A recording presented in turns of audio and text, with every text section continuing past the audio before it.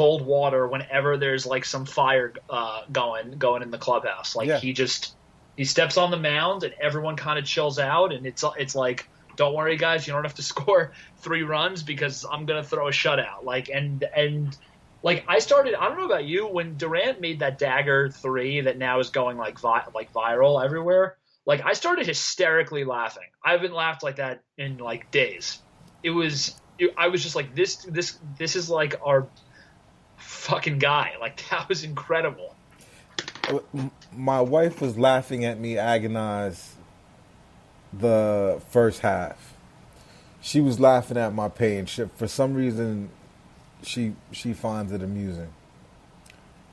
But I was speechless as Kevin Durant scored that last shot. I mean, like it fucked my head up. I can't even I can't even lie. I was surprised. It's such a different feeling to have a player like that. Even Carmelo Anthony, you kind of expected for him to miss most time, and he did.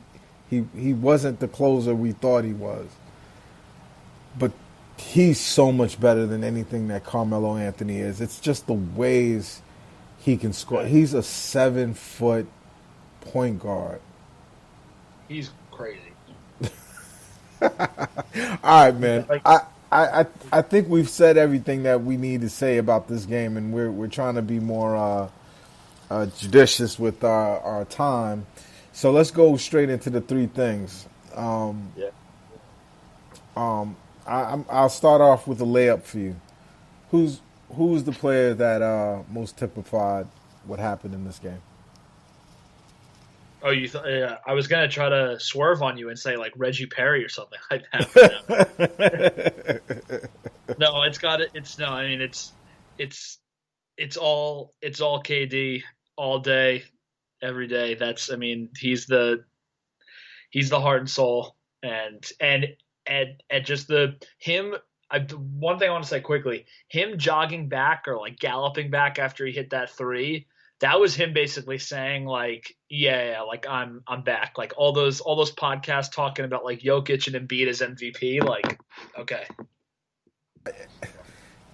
It's the answer is KD. Anything else is silly talk and almost like stealing it from him. KD pumped life back into a dead corpse, right? Yep. You know, Kevin Durant is made up. You know, like to come back on a team this good with two all-stars, and I think you know Jokic is an MVP candidate. Yep. He's a good player. Yeah, he's the real deal. And to see Jarrett Allen do, you know, a decent job on him, this is like people who are thinking he just killed Jarrett Allen today. Like, this is Jokic. Nikola Jokic. Have you heard of him? He's a beast. He's a legitimate top 3 in third in MVP voting every year player. He's a monster. And tonight, you know, he did monstrous things, but Jarrett Allen kind of contained him. And the Nets did a great job, but all of that is meaningless if Kevin Durant isn't superhuman. Kevin Durant not only was unstoppable tonight, Sam, Kevin Durant made everybody better on the team. Everyone is like waxing poetically about Bruce Brown. Bruce Brown is not a good basketball player. He's not a high-level NBA player. He's an effort player. But when you have, he said it himself in the post game, I was going into the lane and they were leaving me wide open. They had to. Kevin Durant is on the court. They were triple teaming Kevin. So it was these shots, that teardrop at the end, which, you know, I'll flow right into this and you can go after me, was my play of the game. That play typified what happened in this game. that's not a shot if Bruce Brown is defended that he makes. That teardrop was him scoring empty in the gym, scoring in an empty gym, practicing it by himself on a Tuesday night because there was nothing to watch on Netflix. This dude scored so easily because Kevin Durant was on the floor. And the gravity that guy has and the gravity that Joe Harris has as a 3-point shooter and Jared Allen has as someone who can catch a lob and dunk it. It made it where Bruce Brown was the guy that they let wide open to shoot that teardrop that typified this game. What do you think, Sam? No, I mean, I think no, I think there's something about I think there's something about having KD on the floor that I think it releases a lot of the stress because everyone knows, like, yeah, I mean, like, worst case scenario, he bails us out, like, and I think everyone just kind of, I think everyone's just more at ease with him. It's, I mean, No, I agree. but what's your, but I, maybe I didn't make that clear, but what's your, the play that, most typified what happened in the game? So it's funny what you said. The Bruce Brown the Bruce Brown play was really interesting because I kind of got a similar vibe. I actually thought that I'm gonna do a couple. I thought that TLC actually made a couple of threes at different moments, which is weird because he has these games where when he's actually shooting well, I find that unlike the Alan Krabs and the Landry Shamits of the world, he actually kind of makes threes when it like really, really matters. And I thought TLC made a couple of like ice in your veins type threes that they really needed. And I don't know, I actually feel relatively confident when he's on the floor, which I did not feel like in the bubble, for example.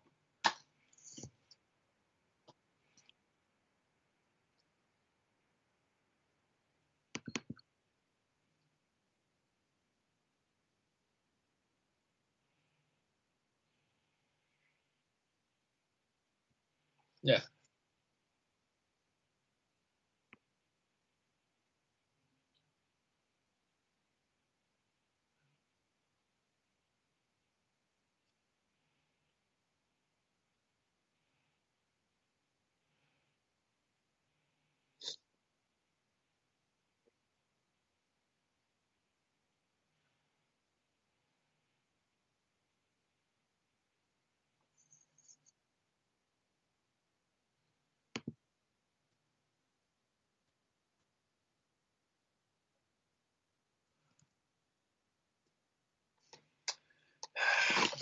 I've been going back and forth on this, but couple of things that I couple of things that I liked. Um, I'm honestly happy that I keep on doing these like backhanded compliments at the Nets, and I'm going to continue to. I thought the Nets winning, even though they were a turnover machine. I don't know what they ended with. I know they were at like 19 at one point. Um, but I mean, I'm impressed that they won. Besides that, I also think the only worrying stat going the other way is that I think this continues the trend that the Nets have still not won a game when they haven't scored 120 points, which is an issue.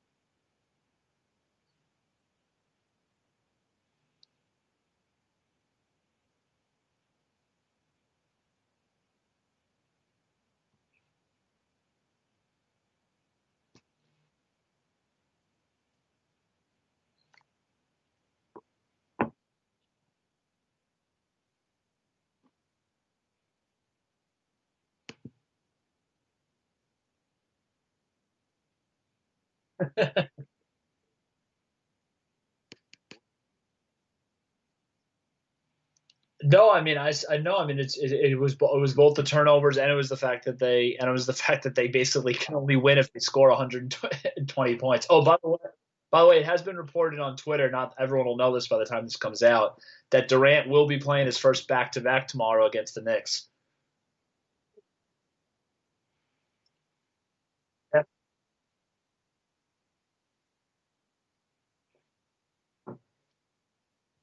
Because he had those missed those COVID games.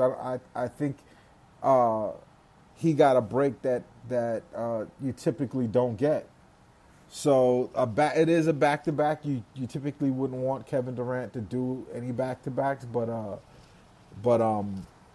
you could do that now because he had that extended COVID break and wasn't injured.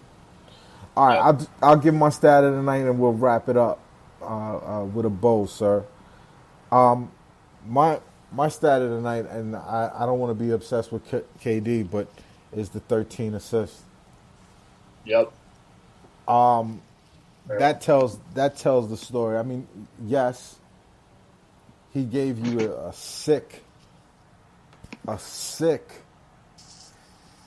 34 tonight because he got 34 on 66% shooting, but he was so good that Jared Allen shot 50%, Joe Harris shot 66%, Bruce Brown shot 72%, Jeff Green shot 60%, Karis LeVert shot 53%, Timothy Luwawu-Cabarrot, and that's Cabarro, shot 50%. Torian Prince, Mike Jesus, shot 50%. Landry Shamet, won't he do it? Shot 66.7%. Jesus. It's a miracle, Sam. It's a miracle. Unbelievable. Kevin Durant will make a blind man walk. I mean, excuse me, Yep. a crippled man walk and a blind man see. I'm I'm literally mincing the most simplest of facts together. Oh my What god! happens? I'm that just reading those stats aloud made me have a spiritual revelatory prophetic um, vision. Kevin Durant is incredible. This is the type of player that just like it these stats are impossible if he's not involved. My God, he's the Messiah, Sam. Am I wrong? No, I'm in awe by him. It is incredible. 13 assists, and that doesn't even tell the real story because it's not. There's the other types of assists. The fact that 3 defenders have to guard Kevin Durant, and it just makes it possible for when he is going, for the people he is on the court with to make them better. 13 effortless assists. Jesus. Rough day. We're going to have some other rough days. There's going to be more reporting New York City's. But I think we could feel good as long as we have Kevin Durant. And we've got to I think the next episode I'm going to make a concerted effort to talk about Sean Marks. This game, after playing the Knicks, if we could just slap them, I think we're going to feel better. And I'd rather talk about Sean Marks when I do feel better. But if Ruben Randall or whatever his name is, buries a mud hole in our ass, I'm not going to be happy. No, neither am I.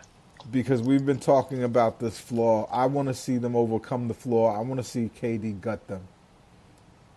I'll talk to you tomorrow night, partner. You good? Right. I'm good. All right. I am Eve Darbouze, YVES, DARBOUZE. I promise you I am not a James Bond villain. I'm just Haitian. And this is Samuel Lachow, at Samuel Lachow. We are the Front Office Podcast. And we out of here.